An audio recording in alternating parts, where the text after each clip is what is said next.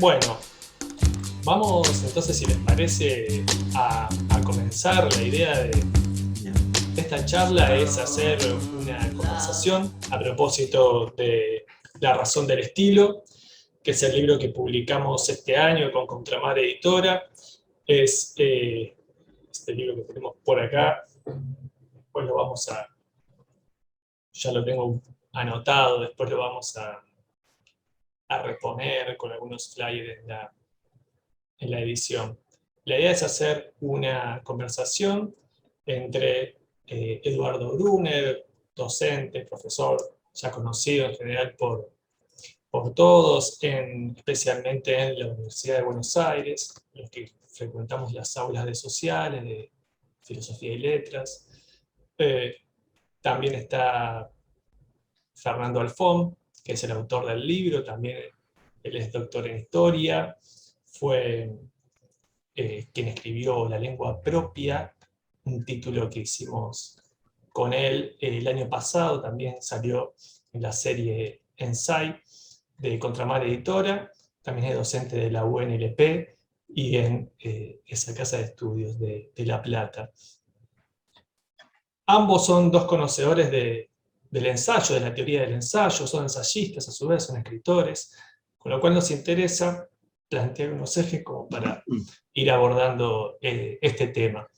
También está Dino Schwab, que es editor en Contramar Editora, y en este momento está en Foz de Iguazú, haciendo un posgrado en literatura comparada, ¿no? Exactamente.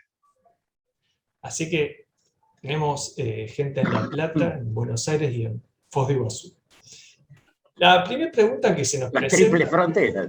En la triple frontera. La triple frontera, sí. Obligatoriamente tengo que decir un par de cosas. En primer lugar, agradecer esta... No, lo digo en serio. En primer lugar, agradecer la invitación para esta conversación que me resulta sumamente estimulante, digamos.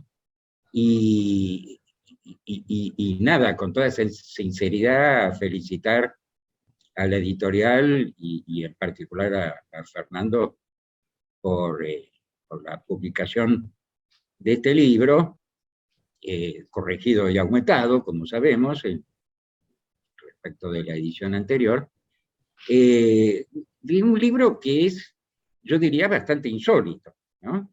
Así que doblemente bienvenido en ese sentido, porque hace un ratito conversábamos con Dino, que no es una tradición, sobre todo cuando, como en este caso, se remonta la antología al siglo XVIII, no es una tradición la del ensayismo anglosajón o angloparlante, que haya tenido mucha circulación en la Argentina de las últimas décadas, ¿no?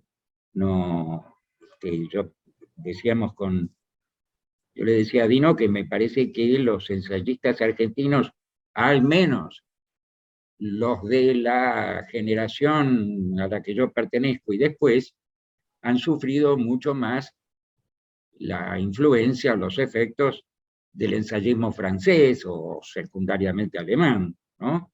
Más que del angloparlante propiamente dicho, salvo, por supuesto, algunos nombres que sabemos que circulan mucho, y haciendo excepción de el que posiblemente sea, en todo el siglo XX, nuestro mejor ensayista, que es Borges, que él sí, evidentemente era un gran conocedor de todos estos autores, a muchos de los cuales cita frecuentemente en sus ensayos, ¿no?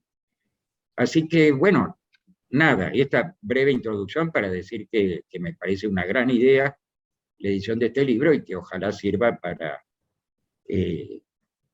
que esta tradición o algunos de sus autores al menos circulen más y sean más discutidos, como efectivamente se lo merecen, ¿no? Es una antología, como toda antología, necesariamente deja fuera más de lo que entró, no, por definición no puede ser de otra manera, pero la selección me parece realmente espléndida. Al único, debo decir que al único que extrañé, aunque es una cuestión personal mía, es a Jonathan Swift, ¿no? Pero bueno, es un poco anterior, quizás, al momento en que arranca el libro. Claro.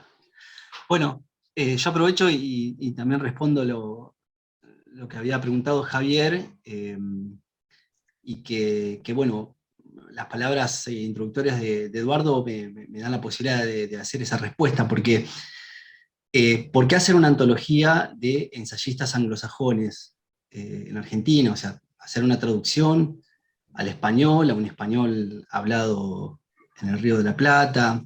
Bueno, porque yo entendía que en realidad era muy grande la influencia en general de la escritura inglesa en la literatura argentina, y en especial la tradición ensayística. Era muy fuerte, y sobre todo a partir de este nombre que acaba de nombrar Eduardo, Borges. Cuando uno dice Borges, dice, bueno, todo el grupo Sur, dice Bioy Claro, en Casares. ese momento sí. Claro, sí. Por lo tanto, hay una gran literatura argentina que bebió mucho y aprendió a escribir mucho a partir de los ensayistas, de los ensayistas ingleses, y en general de los ensayistas que escriben en esa tradición, digamos, ¿no? Con lo cual, bueno, un poco el trabajo surge como una necesidad personal de comprender esa tradición, puesto que escribo yo en el Río de la Plata y me siento parte de este ambiente cultural. Digamos, necesitaba completar eso que era una ausencia, efectivamente, porque en las universidades nacionales uno tiene más presente la tradición alemana. El otro día conversábamos con Javier y con Dino esto, que en general cuando se enseña el ensayo en la universidad está muy presente la tradición alemana y el texto ineludible de Adorno. Y bueno, de golpe a mí fui descubriendo que los ingleses, no solo que habían, los anglosajones en general, no solo habían escrito buenos ensayos, sino que también habían reflexionado, porque esa es la singularidad de la antología. No es una antología de ensayistas anglosajones, sino de aquellos que reflexionaron sobre género. Esta segunda edición del libro fue justamente a partir de nuevos hallazgos que se fueron dando, y bueno, textos que aparecieron nuevos y que de golpe me parecieron bueno, indispensables, que es lo que le suele parecer a alguien cuando trabaja un tema, que le resulta que todo es relevante. Después, efectivamente, eso no es así. Con el tiempo uno dice, bueno, muchos textos pudieron haber quedado afuera, pero en la medida que yo me metía en el tema, consideraba que estos autores seleccionados tenían que estar acá, y bueno, el libro casi se duplicó, si no más, se duplicó en volumen, se duplicó en textos que ingresaron, en notas, en referencias, y bueno, y se mejoró la traducción. Creo yo que se mejoró bastante, no sé si la traducción, pero sí la corrección. O sea, hice una corrección sobre el texto ya una vez traducido, y creo que mejoró bastante eso. Pero bueno, los lectores después dirán si es mejor esta segunda edición que la primera, ¿no? Que quedó muy, muy atrás, ya quedó muy joven, quizás. Pon el micrófono, Dino. Ya para... Ahí me escucha, ¿no? Sí, sí. Para meternos un poquito en lo que es la tradición anglosajona allá bueno, empezando en Inglaterra, ¿no? También después se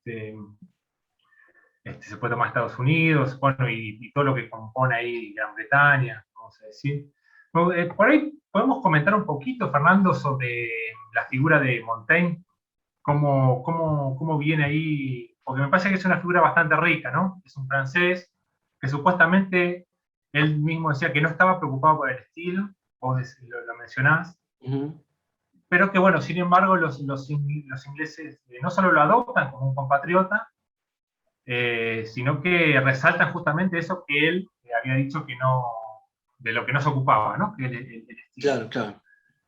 No sé si por ahí podemos hablar un poquito de esa figura. A mí me llama un poquito la atención esto yo pienso en lo que le decía ayer a Javier y a Fernando, que yo pienso en tradición anglosajona, y es inevitable no pensar en empirismo, ¿no? Y la imagen que uno tiene del empirismo en la academia es la del positivismo, ¿no?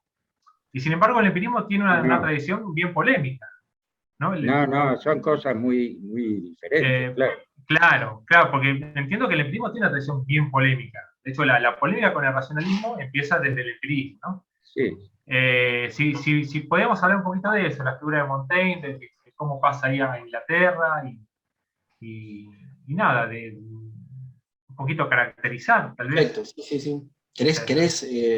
¿Querés responder vos, Eduardo? Yo tengo algo para decir eso, pero... No, adelante. Bueno. Sí. Yo me meto cuando... Perfecto. Bueno, el caso de Montaigne es muy curioso porque tenemos ahí, con la publicación de los ensayos de Montaigne, efectivamente la fundación de lo que podemos llamar un género, que yo creo que Montaigne no se lo ha propuesto. O sea, no es que Montaigne dijo, bueno, voy a fundar un género, a pesar de que rebautizó esos textos y les puso ese nombre. Yo no creo que ahí... ¿Existía la palabra antes de Montaigne? Sí, existía, pero no existía para aludir ese tipo de textos. Montaigne lo que hace ahí es tomar esa palabra que se usaba básicamente para una actividad, para pesar, porque básicamente el ensayo es una balanza, digamos. Se toma la metáfora de la balanza romana, digamos, eso sería el exagium, digamos, ¿no?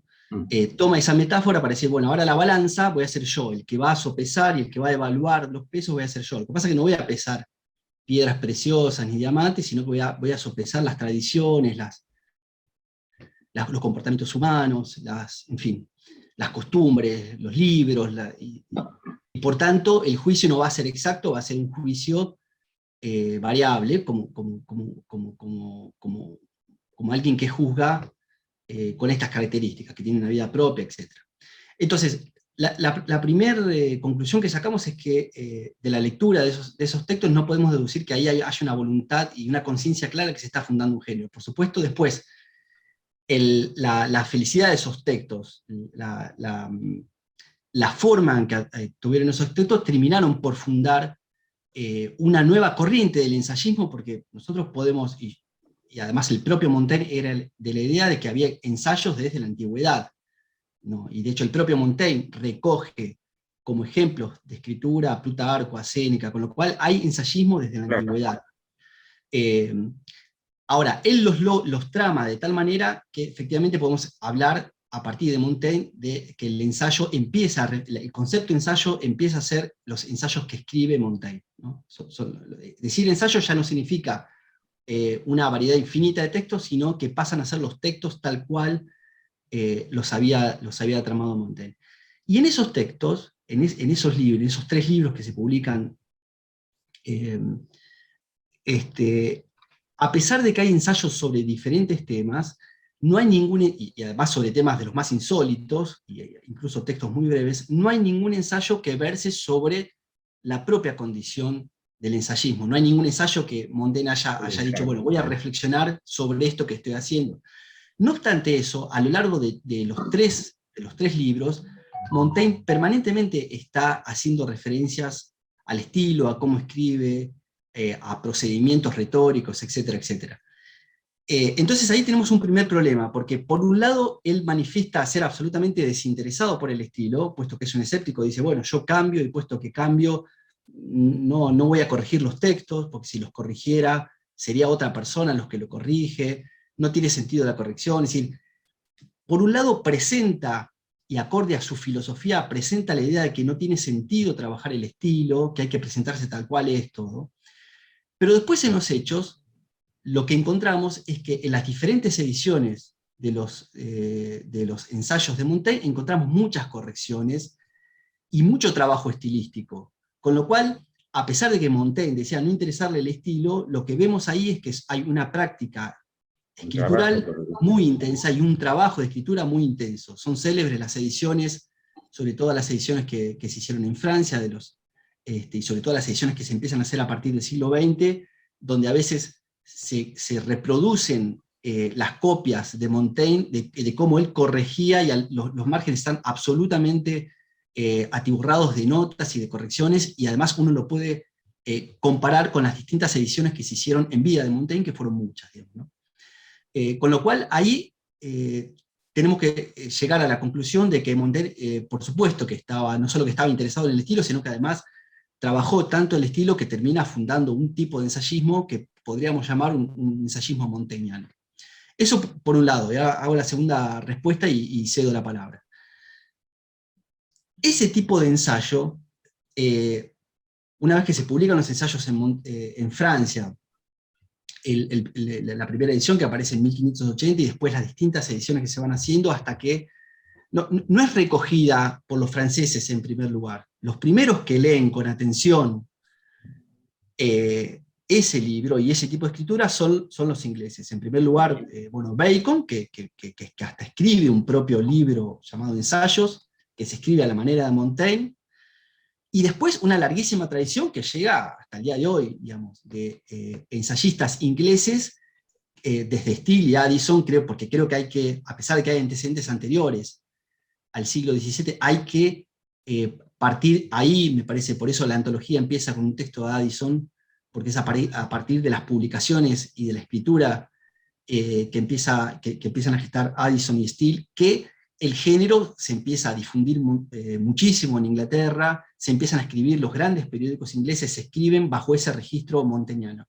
Con lo cual podemos decir ahí que hay una adopción inglesa del género, que además los ingleses hicieron explícita, no es que ocultaban y que negaban eso, no, en absoluto. Lo que hay es, hasta por momentos hay una jactancia de los ingleses, es decir, de haberse apropiado de Montaigne, y de ahí que encontramos algunas antologías de ensayistas ingleses, hay muchísimas, pero algunas antologías que directamente están nutridas en su totalidad de escritores ingleses o británicos y de Montaigne, como que hacen directamente explícita la apropiación de ese francés a la tradición anglosajona.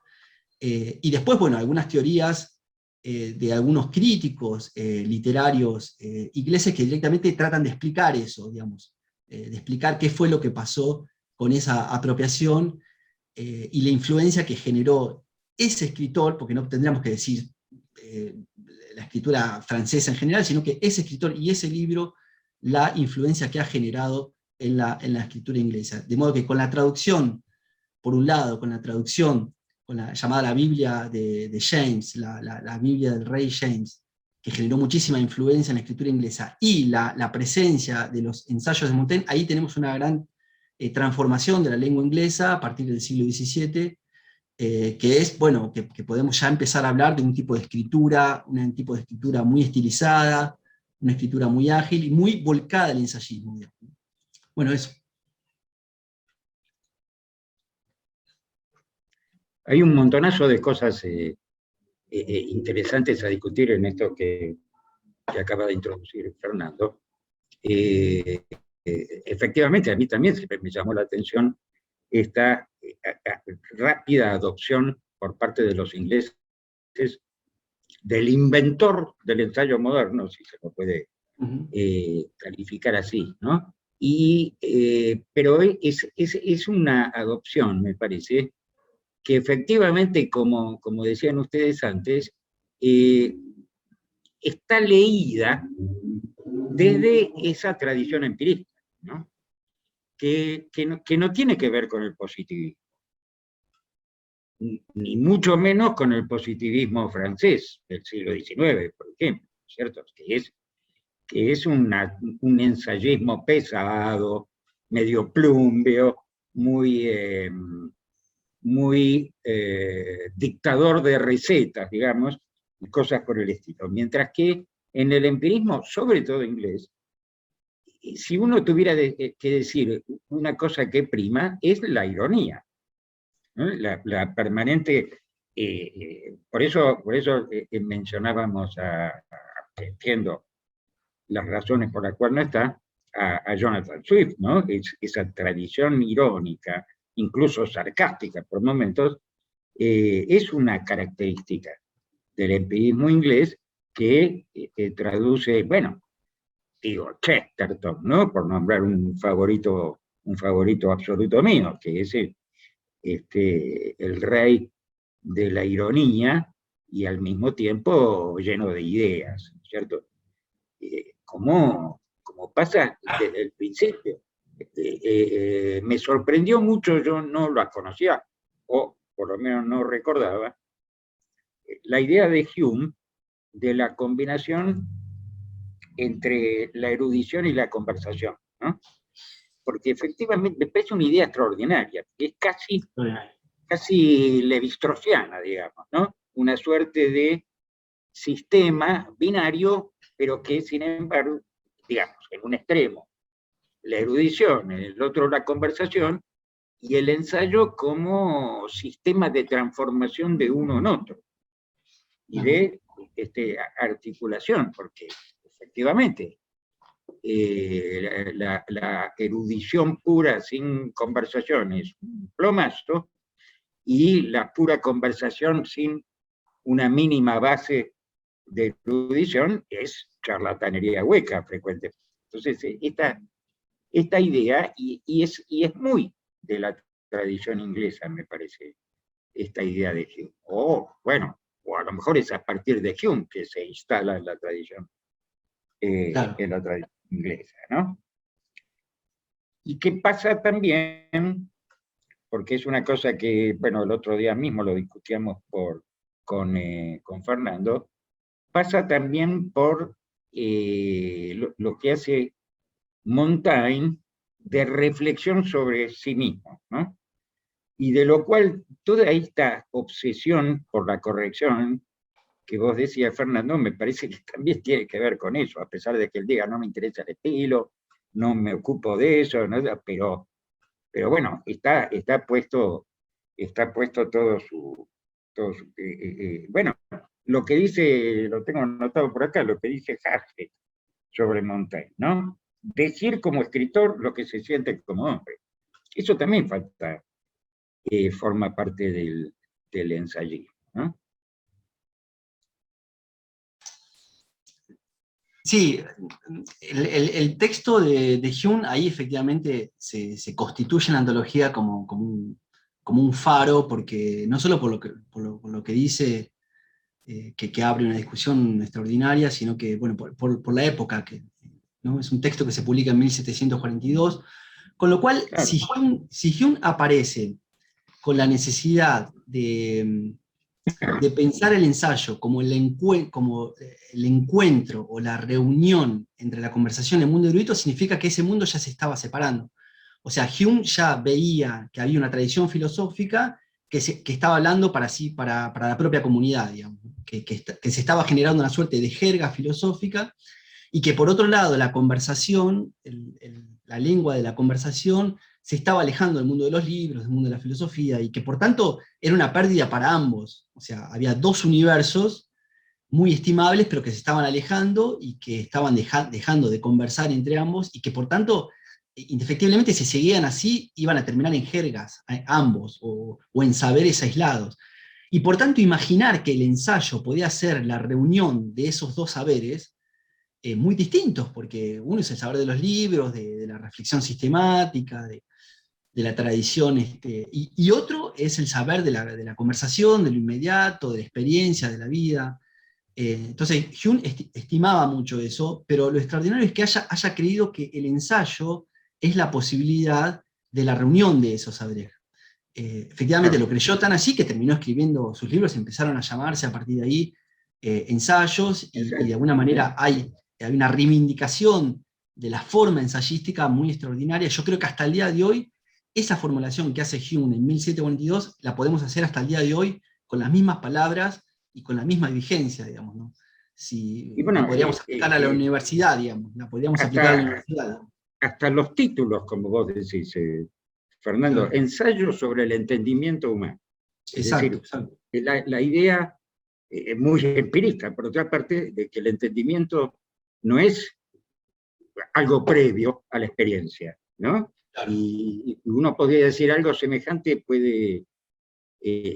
sucede con el ensayo, donde no tenés claro. un objeto previo perfectamente delimitado y ya conformado de una vez para siempre sobre el cual vas a hablar, sino que la escritura misma va construyendo, partís de algún lado, nadie sale de cero, pero la escritura misma, hay mucho de empirismo en eso, a pesar de que Exacto, exacto. no es la filosofía a la cual yo adscribiría, digamos, pero Claro. es admirable en ese sentido, ¿no? Es Exacto. en el camino. Bueno, Chesterton, ya que lo nombramos, a propósito del ensayo como serpiente y todo eso, esa figura que hace, creo recordar, es el que hace la discusión sobre si importa más el viaje que el punto de llegada, ¿no?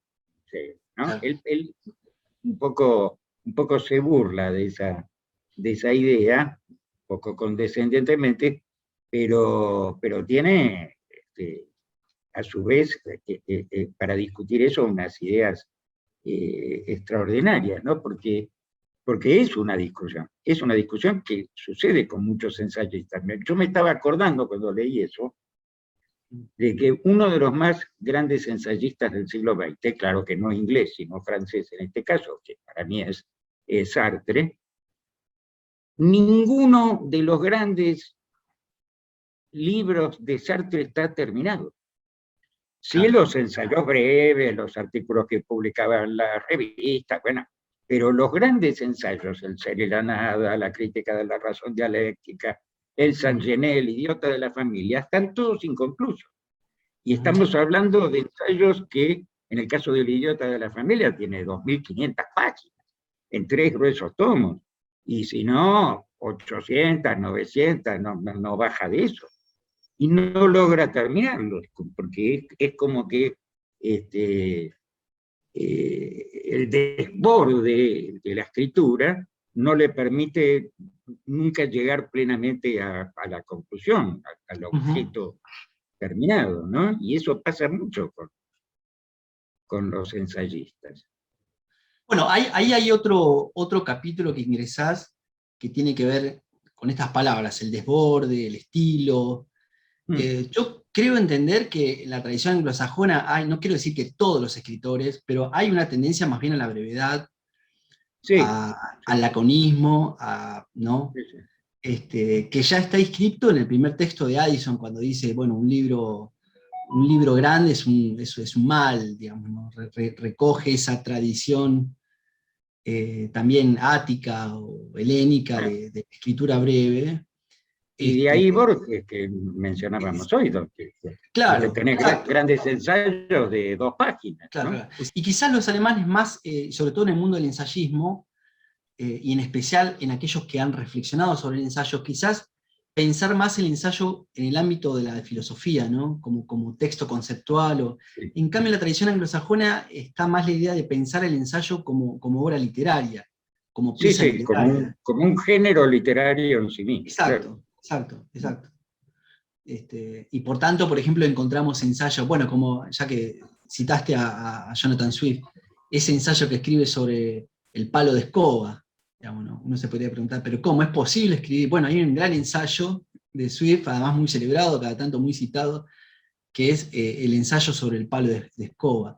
Que en la tradición alemana hay que, si queremos rastrear eso, tenemos que ir a Simmel. A Simmel, claro. La puerta, el asa de la... Claro. ¿no? Pero no obstante son ensayos aparentemente sobre cosas triviales. Hacer un ensayo sobre el asa aparentemente parece trivial, pero no obstante las conclusiones de esos ensayos son muy graves, ¿no? Porque hay una historia de la cultura, una historia de la forma de apropiación de los objetos, en fin, digamos. Se puede hacer la historia de Inglaterra a partir de hacer la historia. Y una puesta en cuestión crítica de la modernidad, de cómo se armó la modernidad, ¿no? Claro. Claro. Sí, gran ensayista, sí, gran ensayista. Sí. Perdón, a ello es imposible no pensar en cómo entraría la tradición francesa acá, ¿no? Estamos como caracterizando el ensayismo inglés, digamos que no produce una separación entre el conocimiento y el mundo, ni entre el conocimiento y la belleza, ¿no? El ensayismo alemán, que, bueno, ahí creo que vos ahí en el libro ahí citas a Adorno, ¿no? Que dice que el ensayo no tiene que ver ni con el arte, ni con la ciencia. ¿no? Habría como un cuidado en separar esferas. Y acá, porque yo pienso en Argentina y pienso en la influencia de Francia en Argentina, ¿no? Es medio inevitable también. Entonces, ¿cómo podríamos meter ahí a la pata francesa en este esquema? Bueno, ¿Lo el ponés? ensayo, la tradición del ensayo argentino empieza por la pata francesa, porque les quiero recordar, posiblemente el primer gran ensayo de la literatura argentina sea el Facundo, ¿no? De Sarmiento. Y no debe ser casual que todos los capítulos del Facundo de Sarmiento están presididos por un epígrafe en francés de alguien, ¿no?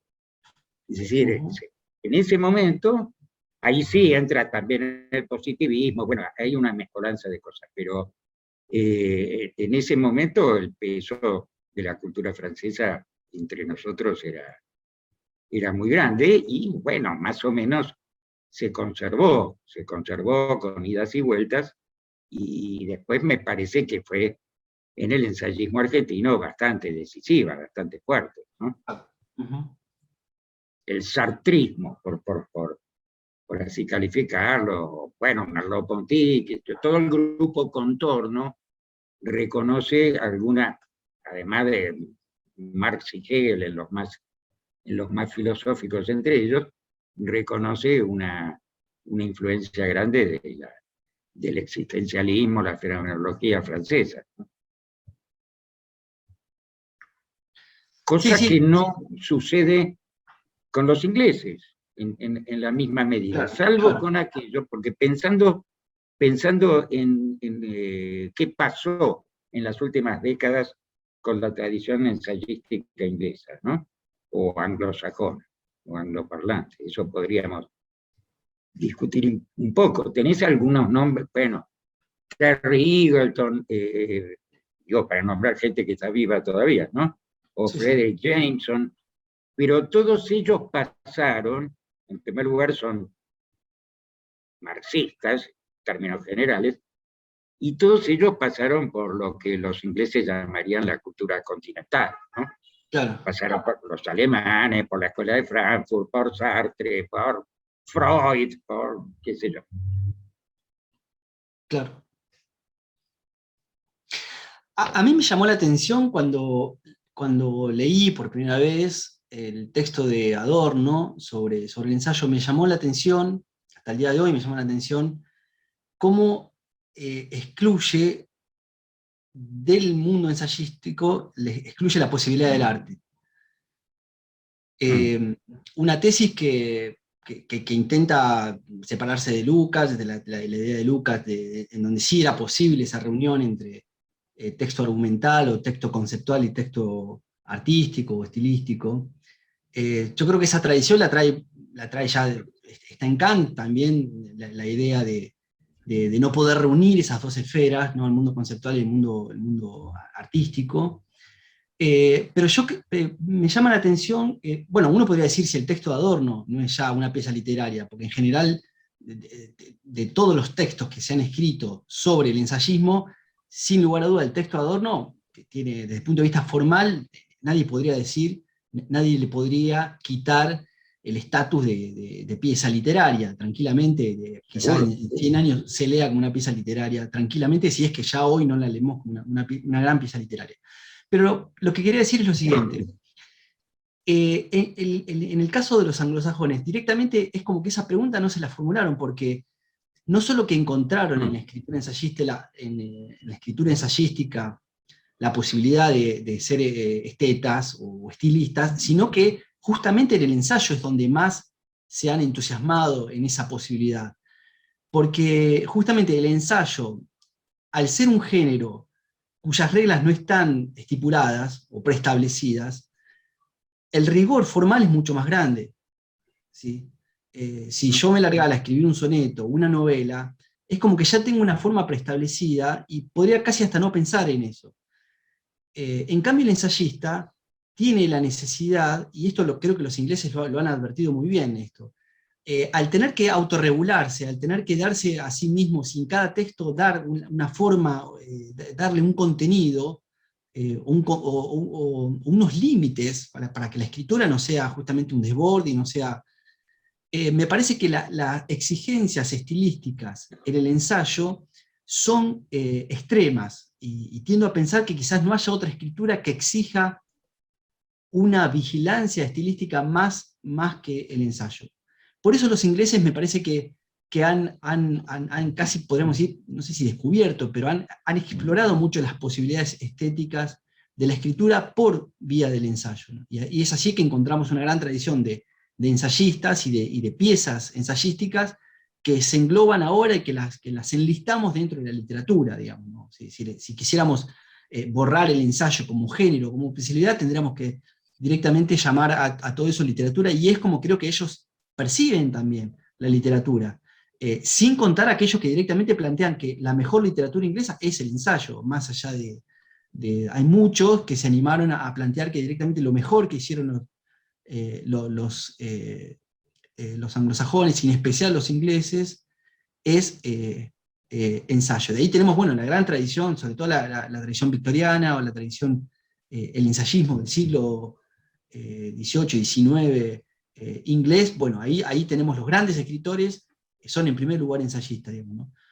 Por lo tanto, ahí tenemos otra diferencia con la tradición alemana, que tendió a pensar que no es posible que el ensayo sea estilístico. Los ingleses más bien tendieron a pensar que es la mayor posibilidad de una escritura estilística, el ensayo, digamos, ¿no? Y yo creo que quizás los franceses también, digamos, no olvidemos, cuando nos preguntamos, cuando Dino ahora pregunta por la tradición francesa, no nos olvidemos que Montaigne, a pesar de que ahora lo enlistamos con la tradición inglesa, pero devolvámosle también su cuna, digamos, ¿no? Era francés, y la influencia, como decía recién Eduardo, la influencia del ensayismo francés en Argentina es extraordinaria, digamos. Y solo pensar, si volvemos al caso de Sarmiento, yo creo que ahí como la figura central y la influencia central de Sarmiento es Ernest Renan, que es claro, historiador, todo, pero básicamente es un ensayista, digamos, un gran Sí, ensayista, si no el mayor ensayista quizá francés del siglo XIX. Y bueno, Sarmiento ahí bebía un montón, recogía un montón, y después, bueno, el siglo XX también siguió recogiendo las tradiciones y las escrituras ensayísticas de los franceses, que fue variando, ¿no? Porque de Sartre a Renan hay un trecho muy grande. No, claro. ¿No? Y bueno, y después vino todo el estructuralismo y el postestructuralismo, digamos, y todo eso que ya es de otro orden, me parece. ¿No? Yo no lo escribiría en el ensayo. Pero, yo estoy de acuerdo con vos. A mí también me extraña mucho esa posición de Adorno, ¿no? Por todas las razones que vos dijiste, pero además porque me parece que contradice la propia teoría estética de Adorno. Exacto, ¿no? exacto, claro. La idea, por ejemplo, del momento de autonomía de la obra, que no puede ser absorbida por el concepto, a pesar de que se tiene que manejar con conceptos, pero hay ese momento de autonomía que es absolutamente singular, no puede ser absorbida por el concepto. Y yo diría que un buen ensayo tiene que tener eso.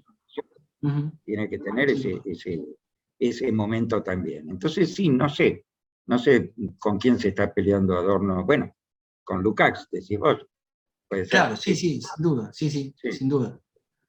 Sin duda. Porque yo creo que Lukács también recogió la idea de Hume, ¿no? Aunque no lo hizo explícita, estaba recogiendo esa idea de la posibilidad de reunir, de que el ensayo sea el territorio o la forma que reúna las cosas que estaban escindidas. Y Adorno creía, bueno, que esa posibilidad de reificación y de reuniones ya era imposible, o sea, que ya estábamos como destinados a estar escindidos y que nunca más íbamos a poder volver a fusionar eso. Bueno, eso ya está en Hegel también, ¿no? En la teoría del arte en Hegel está esa idea del fin del arte, etc., ¿no? Bueno, lo que pasa es que me parece que Adorno está percibiendo algo que ahora, en su descargo, algo que efectivamente en alguna medida sucedió en las últimas décadas, que es que esta separación muy abrupta, vos y yo la sufrimos, Fernando, en las aulas, entre los estilos académicos y el ensayo, ¿no? Entre rigideces, digamos, de los estilos académicos y el ensayo. También de esto me acordaba yo cuando Chesterton hace esa diferencia entre la tesis y el ensayo, ¿no? Dice, los filósofos medievales, los teólogos medievales, escribían tesis, y los modernos escriben ensayos. Bueno, pero nuestra universidad, si tomamos esa oposición, cada vez más está del lado de la teología medieval en ese sentido, ¿no? Exacto, claro. Ese acantonamiento en el positivismo, y ojo, tengo mucho bueno que decir de la teología medieval, porque bueno, en ese momento se pensaba en ese lugar, era lo que había. Pero ese acantonamiento que ni siquiera se puede decir el estilo académico, porque no es ningún estilo, es una serie de mandatos que hay que cumplir para aprobar una tesis, para escribir un artículo en una revista indexada, y qué sé yo. Es muy gracioso, porque un ensayo en una de esas revistas o en una tesis empieza por el resumen, o sea, ¿no? El abstract, en 3 idiomas, todo eso. O sea, ¿de qué ensayos estamos hablando? Ya en ese abstract está todo lo que se va a decir. Y después vienen las palabras clave. 4 o 5 palabras clave. ¿Cómo palabras clave en un ensayo? ¿Cómo sabes distinguir el carácter de clave de esas palabras, ¿no? Y si tenés una tesis, tenés los objetivos, la metodología, bueno. Con lo cual, en una tesis, por ejemplo, después de 400 páginas, en las conclusiones, te encontrás lo mismo que ya había sido anunciado en la primera página de los objetivos y demás, ¿no? Y es un poco extraño. Bueno. El ensayo no tiene que ver con eso, sino con una aventura del estilo, precisamente, una aventura de la escritura misma, ¿no? Con el riesgo que corres permanentemente de equivocarte. Porque agregaría un matiz en relación a eso, porque no tendería a pensar que son cosas antagónicas, o sea, el mundo ensayístico con el mundo de la ciencia, porque si eso fuera así... No, seguro. La academia lo piensa así. Claro, ¿no? Claro, porque uno tendría que pensar, bueno, a ver, si el ensayo es el mundo del intento, del saber tentativo o probatorio, ¿qué? Significa que hay otro saber que no prueba, que no intenta, que cuando dice algo lo dice para siempre, que es un saber... O sea, es una investigación científica, finalmente. Claro, ¿no?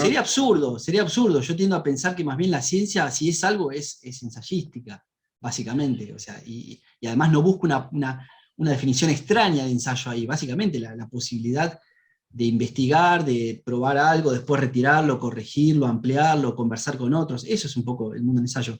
Pero entonces, ahí se produce en la universidad, o cuanto menos en las universidades argentinas, uno podría hacer el paralelo en otros lados, pero nosotros que estamos en las universidades nacionales, hay como una suerte de extraña relación ahí, porque por un lado, efectivamente, las universidades o ciertas facultades tienen como un discurso, podríamos decir, no ensayístico, pero al mismo tiempo, si uno espía las bibliografías de las carreras humanísticas, cualquiera sea... Está llena de ensayos.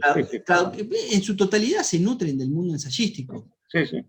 Y no tengo que ir a sociología o a periodismo o a letras, pero voy a cualquier facultad de humanidades y uno puede decir, bueno, a ver, acá la biblioteca entera es una biblioteca ensayística, con lo cual es raro que la universidad siga sosteniendo una sospecha contra el ensayo y a menudo recomiende que no se escriba el ensayo, porque uno puede decir, bueno, es casi como negar el propio alimento con el cual la universidad... Por suerte la universidad es muy grande y no es cuando uno dice, bueno... se puede... Tiene muchísimos intersticios y exacto, claro. Lo suyo. Claro, la universidad que es muy grande, por suerte es muy grande, permanentemente hay como espacios para respirar y para decir cosas, sí. En fin. Pero es raro eso, realmente hay que pensarlo como... o habrá que encontrar una forma para explicar por qué la universidad sigue teniendo a menudo un discurso, podemos decir, antiensayístico, cuando eso mismo se lo dice en un registro ensayístico, digamos. Entonces, pienso siempre el caso paradigmático de Descartes, que escribe las reglas del método, que uno podría decir, bueno, es a partir de ahí donde se impugna el mundo ensayístico, pero ¿qué es la regla del método? Sino un ensayo, digamos, ¿no? Y un extraordinario ensayo, por otra parte. No, perdón, el caso de Durkheim. En el caso de Durkheim pasa eso, Durkheim recomienda una ciencia no ensayística, pero si uno ve las reglas del método, y con el caso de Descartes, el discurso del método, pasa lo mismo. Descartes, de alguna manera, cuando presenta su texto, que también hay que pensarlo como un ensayo, está queriendo refutar a Montaigne, digamos, ¿no? Bueno, están fuertes. Descartes tiene una vena ensayística muy fuerte en algunos de sus textos. Claro, sin lugar a duda, pero la reflexión de Descartes, en primer lugar, es una necesidad de refutar el escepticismo de Montaigne, decir, bueno, no, es posible un saber certero. Sí. Habría que buscarlo, pero el modo en que lo busca y el texto que construye para refutar a Montaigne es un ensayo, con lo cual, más que una refutación, podríamos decir que hay finalmente una consagración del mundo ensayístico, ¿no? Algo muy, muy cortito que me quedé pensando con esto de la relación entre el ensayo y el formato dominante de la academia, ¿no? Que lo que hay que pensar ahí también son las condiciones de producción de la academia, o sea, porque lo que mencionaba Eduardo, las palabras clave, ¿no? Eso, digamos, son mecanismos de valorización, o sea, que vos tenés que poder localizar un texto fácil, por ejemplo, ¿no? Te tiene que dar una orientación de hacia dónde va, en algún momento tiene que estar justificado, ¿sí? Y en un ensayo que supuestamente es el género que te permite, donde vos tenés que inventar todo, ¿no? Porque justamente no tiene una serie de pasos a seguir. Bueno, ¿cómo lo valorás? Bueno, ¿dónde está justificado lo que decís? ¿Dónde está aprobado? ¿Sí? Es como que pone un poco en tensión los mecanismos de valorización, ¿no? Está bien, pero ese es un problema justamente de la academia, que se ha acentuado mucho en las últimas décadas. Me permito una referencia personal, simplemente anecdótica. Cuando yo estudié a fines de la década del 60 en la Facultad de Filosofía y Letras, a fines de la década del 60, estábamos bajo una dictadura, la dictadura de Onganía, ¿no? Había correas de transmisión, canales de comunicación mucho más fluidos entre el adentro y el afuera de la universidad. O sea, los grandes ensayistas que nosotros seguíamos del grupo Contorno, Viñas, Rosichner, Gitrick y todos ellos, eran profesores de la Facultad de Filosofía y Letras. Entonces, lo siguieron siendo porque, bueno, ya estaban ahí. Pero hoy en día es mucho más difícil encontrar esa fluidez, ¿no? Entre las discusiones en el Bar La Paz, que ya no existe, digamos, y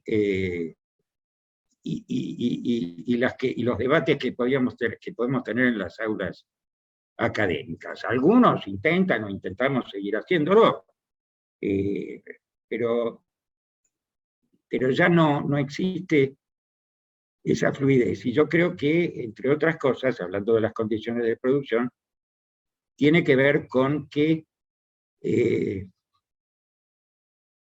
el conocimiento académico está mucho más mercantilizado que hace 50 años.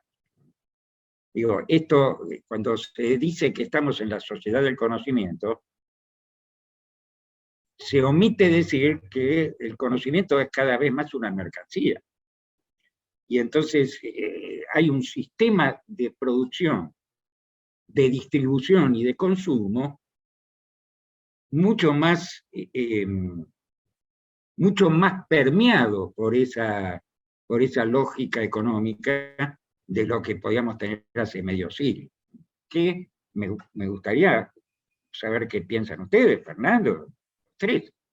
¿Qué pasa con el ensayismo hoy? En general, no solamente el argentino, ¿no? ¿En qué estado está? ¿Hay una decadencia? hay una cierta acotamiento, achicamiento de esa tradición ensayística, ¿no? De las comunidades. En alguno de las temas que ustedes enviaron por mail habla de la comunidad de ensayistas. No veo mucha comunidad de ensayistas. Sí, existen los ensayistas, claro, siguen existiendo, pero esa comunidad, el término me parece bien. ¿Dónde está? Sí, incluso habría que preguntarse por el estado de las revistas, ¿no? Bueno, que uno... en la Argentina ese ha sido el principal guía para el ensayismo. Claro, habría que, para investigar ese tema, uno se tendría que revisar y pasar por las librerías a ver cómo están las revistas, qué están escribiendo, cómo se están formando esos grupos. Por otro lado, desapareció la revista de ensayos en las garitas de los periódicos, de los diarios, con lo cual yo no voy más a comprar el ojo mocho a la garita de diarios, que se llenó de autitos, digamos, ya no... Entonces, ahí, sin hacer un juicio de valor de eso, y sin ahora apresurarme a juzgar eso, pero en principio no están ahí las revistas, no están ahí los grupos. Yo tendría a pensar, para esa pregunta que me parece central, la pregunta del mundo ensayístico contemporáneo en Argentina, tendería a pensar o investigar cómo están las editoriales, por ejemplo, ¿no? Las editoriales, sobre todo las editoriales independientes. El otro día, cuando conversábamos, Eduardo, la visita que hicimos a la FED 21, ahí lo que vivimos, que fue lo que vivió muchos que fuimos a recorrer, que bueno, que había que hacer una cola muy importante para entrar. Bueno, ahí de alguna manera yo creo que el mundo ensayístico, si está en algún lado, está ahí.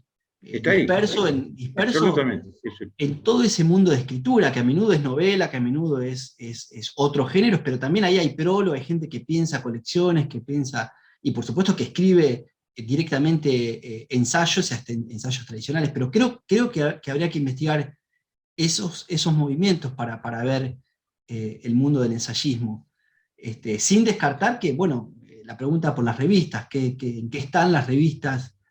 Que ahora se mudaron un poco también al mundo digital, ¿no? Bueno, eso te iba a decir, es otra circulación, es otro tipo de circulación. Y otras condiciones de producción que también afectan. Exacto, claro.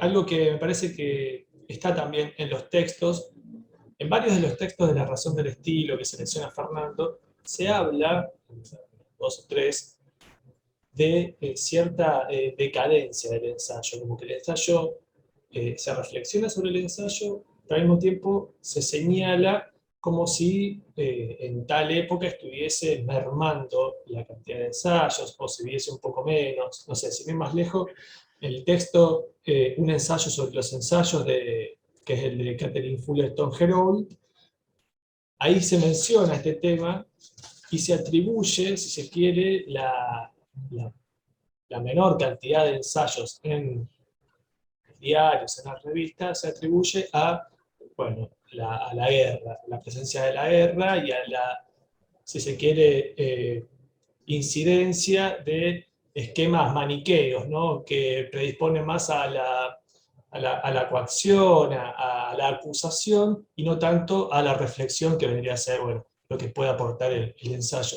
Es decir, habría unas condiciones que favorecen a que el género, esté en baja, esté en decadencia. ¿A ustedes les parece que hoy habría algunas condiciones actuales, digamos, que generan algo parecido? Bueno, lo primero que se me ocurre pensar es la decadencia o la degradación, si ustedes quieren, de nuestras lenguas políticas, ¿no? Porque el ensayo, aunque no hablara necesariamente de política, no fuera ese su tema, es un género, siempre fue un género muy político, un género de intervención en los debates de la polis, en ese sentido digo político en el sentido amplio, ¿no? Y qué grandes debates tenemos en la polis, ¿no? Digo, los debates políticos son francamente de una pobreza y de una mediocridad apabullantes, ¿no? Y desconcertantes en alguna medida. Entonces, eso es una dificultad para el ensayismo, ¿no? Para el ensayismo en este sentido que estamos hablando. Quiero insistir, para no ser injusto, que en la Argentina seguimos teniendo buenos ensayistas. Bueno, no es una cuestión de los individuos, no es eso lo que está en juego, ¿no? Sino todo un clima cultural. Sí, sí, no, acuerdo la idea de que el ensayo siempre estuvo vinculado interesado con las cuestiones de la polis.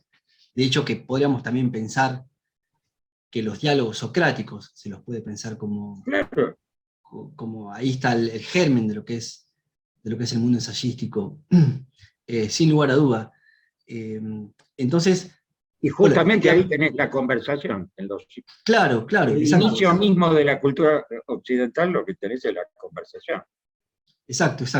Yo estoy viendo, sobre todo en el periodismo, ya que citamos el caso del periodismo contemporáneo, ciertos problemas, sobre todo estilísticos, y que por ahí el ensayo no los tiene o los ha tratado de resolver.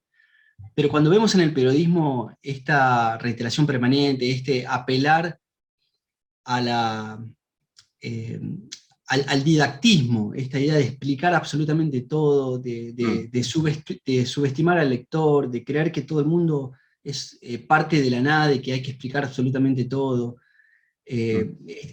Digamos, son como problemas estilísticos que yo tiendo a pensar que el ensayo los ha tratado de justamente agilizar. Digamos. Si yo encuentro un buen ensayista, lo que estoy entendiendo ahí es que el ensayo me está convocando a la lectura. Y lo que noto, sobre todo en el periodismo contemporáneo, que a mí, en lo personal, me cuesta mucho leer la prensa contemporánea, y sobre todo la prensa ensayística contemporánea, cuanto menos en Argentina, justamente por esa... porque no encuentro ahí una riqueza estilística, digamos. Por supuesto el tema es en común, a menudo es la política, a menudo son los problemas sociales, lo que sea. Pero, de modo que tiendo a pensar que el ensayo, y sobre todo si estamos pensando ahora en la tradición anglosajona, ha reflexionado mucho sobre esa cuestión, digamos, cómo lograr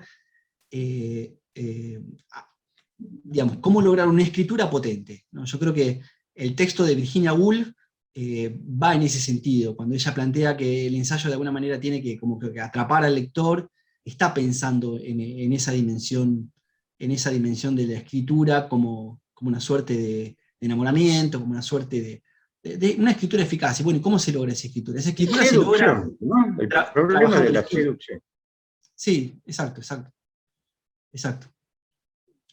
Y la conversación, yo a veces, que les puede pasar a ustedes también, ¿por qué no nos quedamos en las conversaciones que se dan en la prensa? Yo a menudo veo que quiero escuchar una conversación sobre cultura política en la Argentina y me cuesta mucho encontrar una conversación, que uno puede decir, bueno, me quedo acá una hora escuchando esta conversación. Bueno, porque no hay una cultura de la escucha, no hay una... Más bien está... esperando, el que está entrevistando está esperando el momento que el otro se equivoque para pisotearlo, para interrumpirlo, y el ensayo más bien tiende a escuchar. O sea, yo lo que encuentro en los buenos ensayistas es sobre todo un gran oído, no solo una gran pluma, sino también un gran oído, una gran recepción del otro. Con lo cual, bueno, tendería a pensar, frente a la pregunta que hace Dino, Javier, tendería a pensar las cuestiones estilísticas ahí para pensar la vigencia o el estado del ensayo en Argentina, tendría a pensar o hacerme la pregunta cómo está el estilo también de la escritura. Sí, habría que pensarlo también mucho, me parece, en relación a los efectos de la digitalización en la escritura, ¿no? Porque el tema de las fórmulas está por todos lados. O sea, ya igual, no solamente pensándolo en el sentido de un libro, ¿no? Los distintos formatos que aparecen.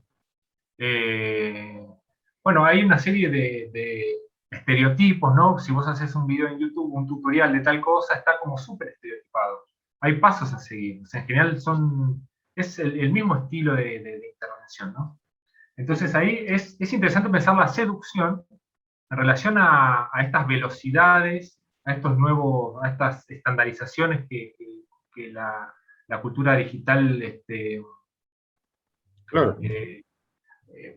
habilita continuamente, ¿no? Porque parecería como que no sería un ámbito muy ideal para justamente el ensayo. Si tomamos el ensayo eso como experimentación, como escucha, ¿no? Empezando por la escucha, la velocidad a la que nos confrontamos hoy con la digitalización dificulta, pone en tensión, ¿no? ¿Cómo se piensa? ¿Y cómo se piensa la seducción desde el ensayo en ese contexto?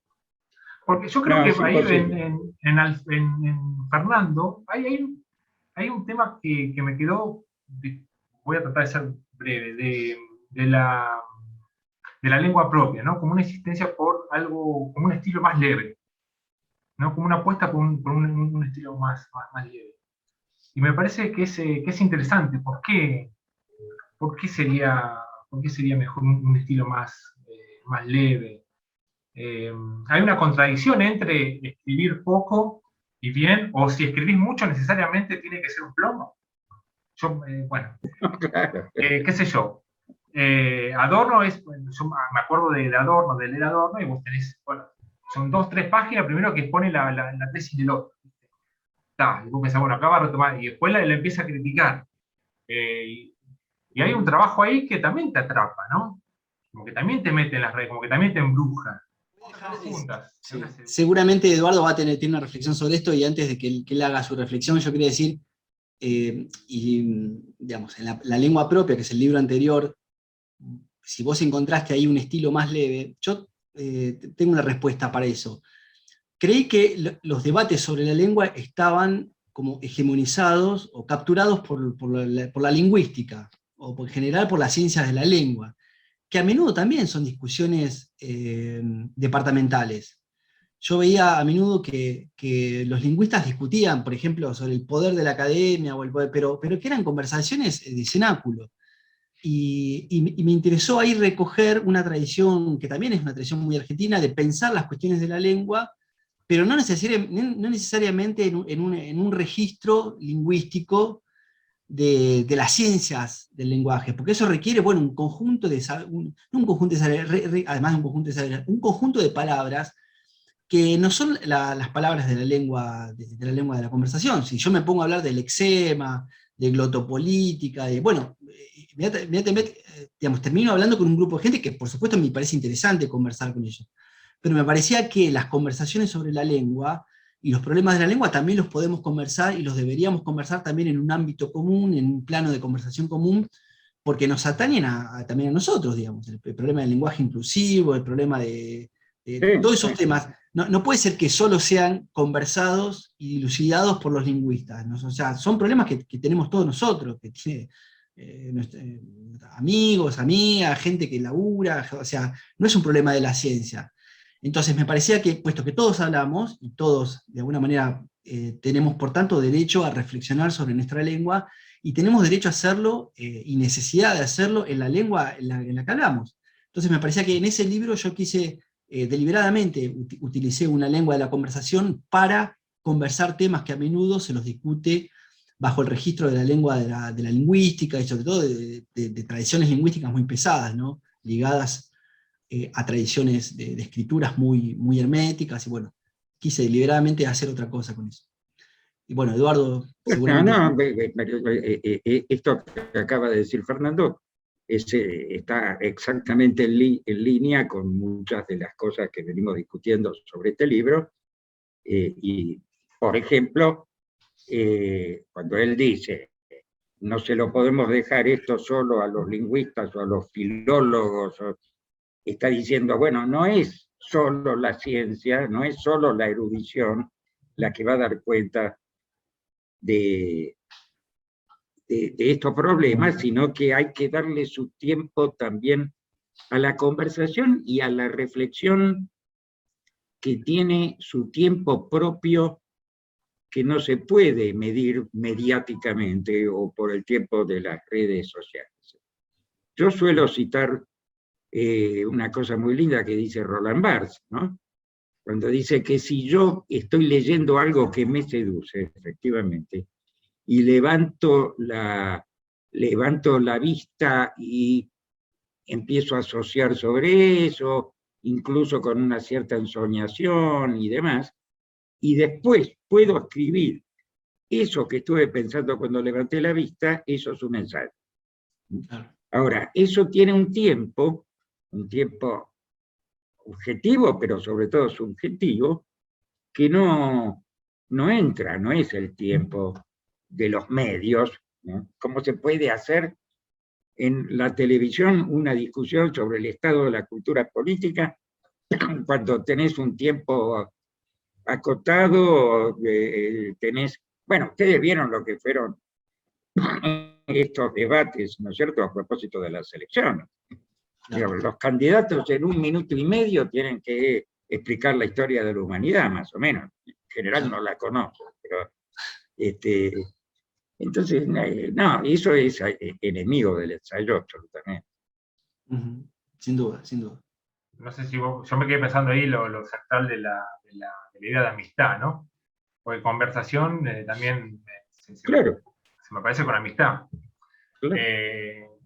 Yo sigo con los ejemplos digitales, pero vos tenés ahí en relación a las posiciones políticas, después de los debates o fuera de que haya debate o no, aparecen videos donde se pone, mirá cómo Milei destrozó a tal, mirá cómo le cayó Sí. tal, otro le cayó, ¿no? Esta idea de que el otro se calle, ¿no? Ganó el debate, ¿por qué? Porque lo cayó al otro, ¿no? Que bueno, que hace imposible la conversación. Y que, bueno, incluso en una discusión política debería haber como un piso, como un mínimo de amistad para que haya una conversación e incluso una polémica, ¿no? No, bueno, no por nada el ensayo moderno, si es que concedemos que Montaigne inaugura esa tradición, se hace en la tradición filosófica del escepticismo. O sea, Montaigne dice, bueno, escribo como escribo, justamente porque soy escéptico. ¿Qué significa? Bueno, que no soy dogmático, que no creo que el saber esté establecido, que no creo que el otro, o sea, aprendo permanentemente, me pregunto permanentemente. Escéptico significa eso, preguntarse. Entonces, no es casual que el ensayo montaigniano, el ensayo moderno, venga de la mano de esa filosofía, la filosofía justamente que no parte de un dogma, que no quiere imponer, que no quiere destruir al otro, sino más bien todo lo contrario, quiere más bien escucharlo, abrirse al otro, porque el otro es una expresión y en tanto expresión es... yo se atendería a las metáforas con las cuales se está discutiendo hoy por hoy en el lenguaje público, bueno, y si uno cree, como creo que hay que creer, en que las metáforas que utilizamos habla mucho de lo que creemos de las cosas, bueno, las metáforas de la conversación contemporánea son las metáforas bélicas.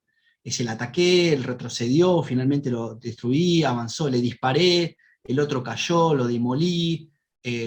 Todas esas metáforas, que son las metáforas de la guerra, finalmente que tomaron la conversación, bueno, no hay que escuchar al otro, hay que esperar el momento para pisarle la cabeza al otro, y con lo cual, bueno, ahí efectivamente el ensayo no puede germinar en ese ambiente, ¿no?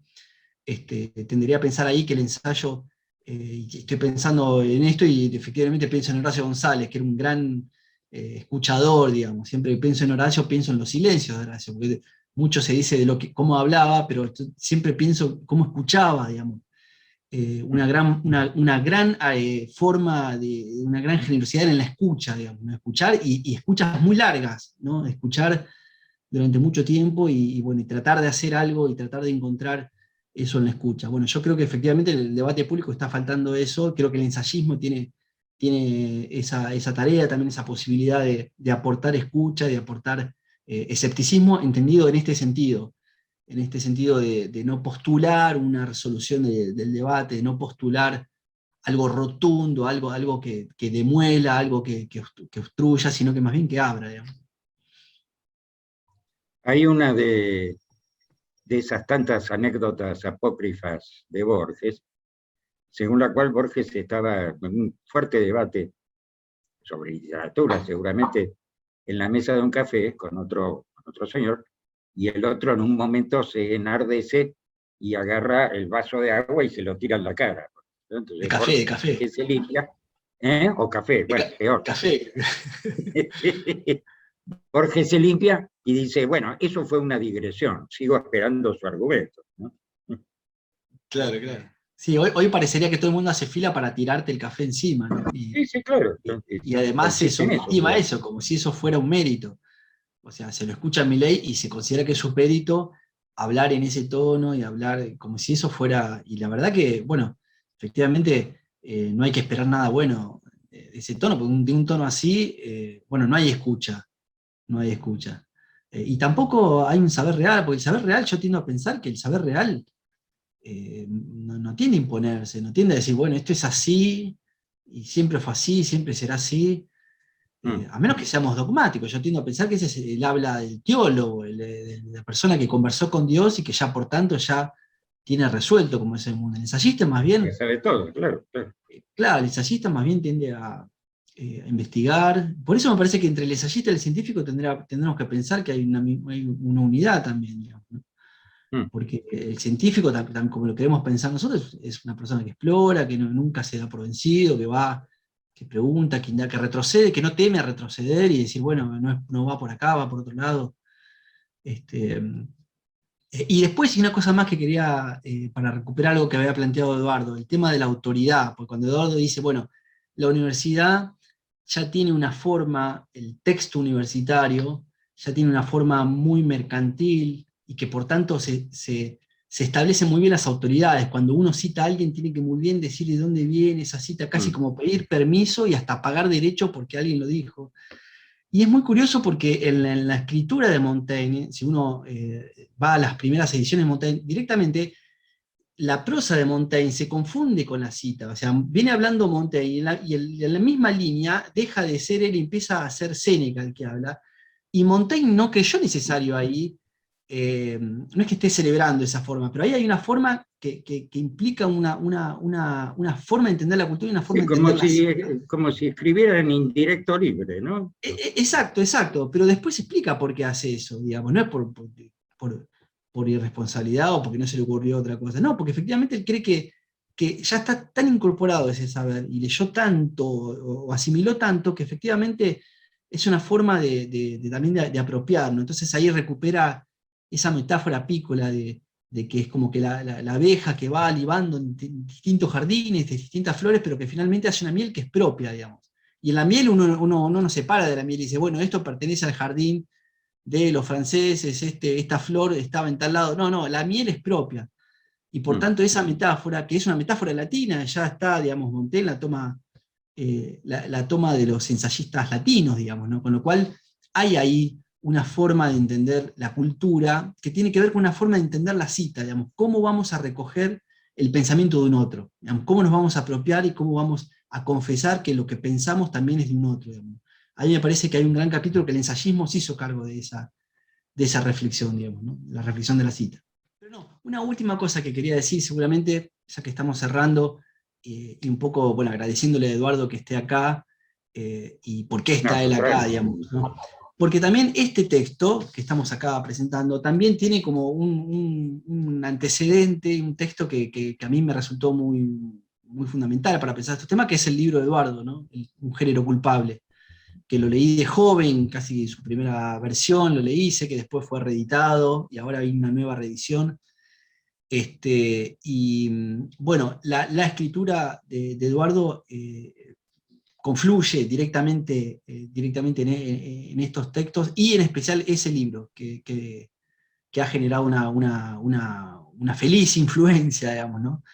De modo que está presente, y bueno, por supuesto agradezco que esté acá, además que estimo, que no solo que conoce muy bien el tema, sino que estimo mucho la forma que tiene Eduardo de pensar este tema. Yo me siento muy cercano a la manera que él tiene de pensar estos temas. Por lo tanto, acá va mi agradecimiento público, Eduardo.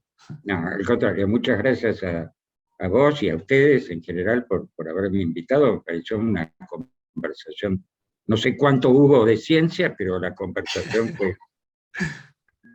Eduardo, muchísimas gracias. Fernando, muchísimas gracias por haber compartido sus reflexiones, su punto de vista. Así que vamos a esperar que esta conversación también acompañe a los textos y al libro. Les agradecemos. Muy bien. Bueno, adiós. Chao, Dino. Gracias, Dino. Chao, gracias. Chao, Fernando. Nos vemos. Chao. Nos vemos.